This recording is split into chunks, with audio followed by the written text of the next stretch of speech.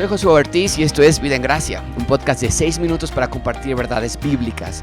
Estamos en la temporada marzo y abril y estamos hablando de temas prácticos y cómo entenderlos bíblicamente. Hoy quiero darte 5 razones por las que nosotros creemos en la pluralidad de pastores como un sistema de gobierno bíblico. Así que comenzamos. La Iglesia Cristiana es una institución que se organizó oficialmente después de la partida del Señor Jesucristo al cielo, a la ascensión, en la ascensión. Y nosotros vemos que a partir de ese momento, en Hechos capítulo 1, la iglesia se organiza, se reproduce, invade el mundo entero, conquista el mundo entero, tal y como el Señor Jesucristo lo había dicho. Y sin embargo, también notamos que este crecimiento, estas conquistas, este avance de la iglesia se da de una manera estructurada, metódica, y que dentro de esta institución hay un sistema de organización, hay un gobierno.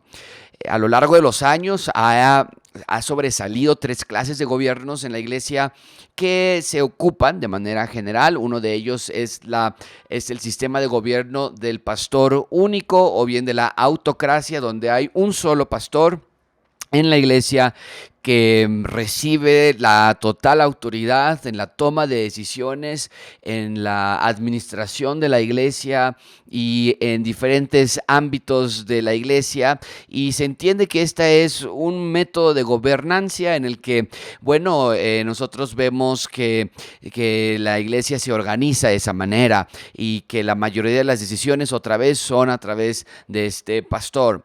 Un segundo manera de gobierno en la iglesia es el gobierno democrático, donde hay un pastor o varios pastores, pero que están ellos sometidos a la voluntad de la mayoría.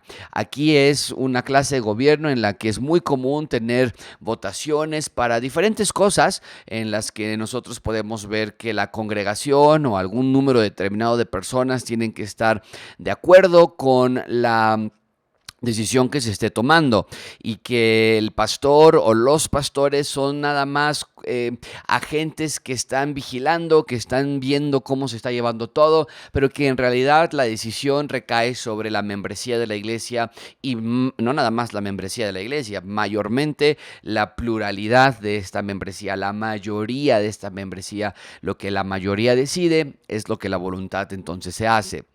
La tercera forma de gobierno es la que nosotros adoptamos en Gracia Abundante y es la pluralidad de pastores.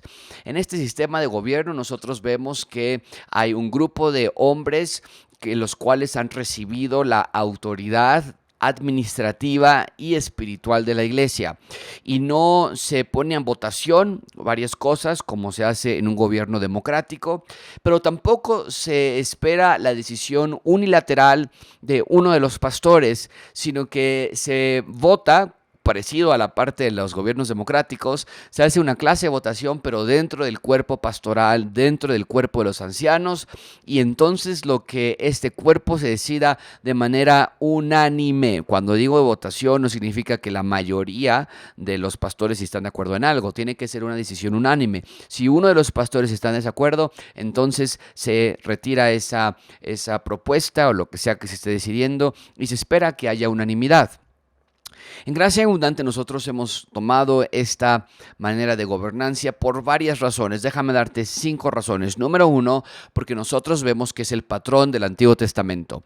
En el Antiguo Testamento nosotros vemos que Israel, la nación, el pueblo de Dios, el reino de Dios, la expresión del reino de Dios en la tierra en ese momento, era liderada no nada más por un solo individuo, Moisés o los diferentes líderes que ha habido, sino que era gobernada a través de ancianos de la iglesia. Cada tribu de las 12 tribus de Israel tenía que elegir a un número determinado de ancianos, los cuales se reunían y tomaban las decisiones de manera unánime, plural.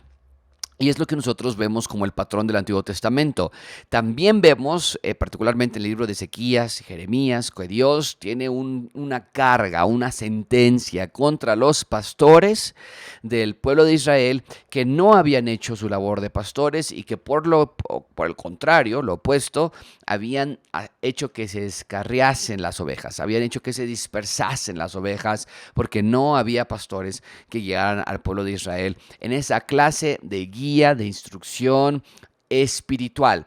Y el Señor Jesucristo retoma esa idea en Mateo capítulo 9, donde Él siente compasión porque la gente anda sin pastores. No estaba haciendo referencia a un pastor del sistema de gobierno, sino a esa clase de pastores que guiaban al pueblo de Israel espiritualmente. Ponemos estas dos realidades, tanto en el Antiguo Testamento, esta idea de pastores, esta idea de ancianos, y en el Nuevo Testamento Pablo ocupa ambos conceptos de manera simultánea, intercambiablemente, pastores, ancianos, obispos, y vemos entonces que, número uno, es el patrón del Antiguo Testamento para la guía, la instrucción del pueblo.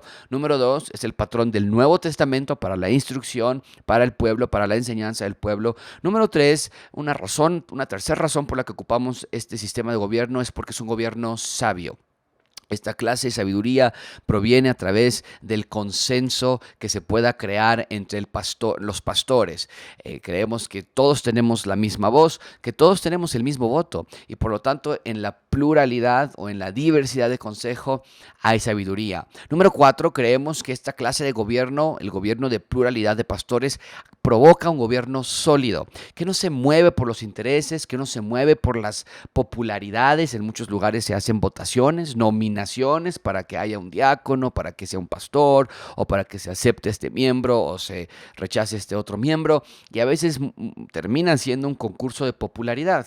Y nosotros creemos que un gobierno sólido, estable, firme, va a estar a través de una clase de institución que no esté alterada por esa clase de popularidades. Y finalmente creemos nosotros que el gobierno democrático de la iglesia es el más alejado en las escrituras. No vemos en ningún lugar la votación de la mayoría calificada, la mayoría absoluta, 2/3 partes, alguna moción que se haga para que el pastor pueda o no pueda proponer algo.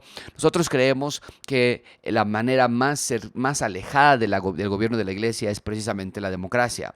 Y no quiere decir que esté mal, no quiere decir que sea pecado, no estamos en contra de eso en lo absoluto. Simplemente estamos diciendo que nosotros vemos en las escrituras estas 5 buenas razones, bíblicas razones, para que descansemos en la gobernancia que pone al Señor Jesucristo como el pastor de los pastores y un cuerpo de hombres sabios, probados. 1 Timoteo 3, 1 Timoteo 2 y Tito capítulo 3 también vuelve a hablar acerca de la importancia de los obispos y los requisitos que ellos tienen. Pero nosotros creemos que una vez que estos requisitos han sido cumplidos, vemos en las escrituras la sabiduría en que estos hombres guíen a la iglesia local, entendiendo que son pastores del pastor. Espero que esto sea de bendición para tu vida. Compártelo, escúchanos en graciaabundantecdmx.com y en otros canales de redes sociales. Gracias.